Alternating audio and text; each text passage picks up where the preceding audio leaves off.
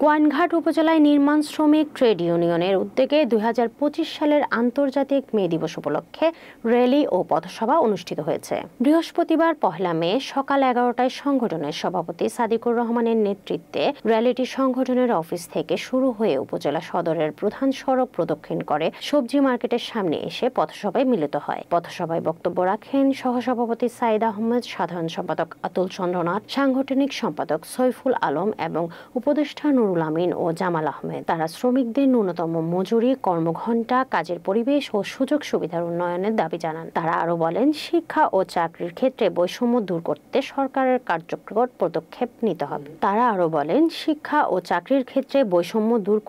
সরকারের কার্যকর পদক্ষেপ নিতে হবে। এছাড়া উপজেলা প্রশাসনের আয়োজনে নির্বাহী কর্মকর্তা রতন কুমার অধিকারীর সভাপতিত্বে আন্তর্জাতিক মে দিবস ও জাতীয় পেশাগত স্বাস্থ্য ও সেফটি দিবস উপলক্ষে র্যালি ও আলোচনা সভা অনুষ্ঠিত হয়। উপজেলার বিভিন্ন শ্রমিক সংগঠন ও মে দিবস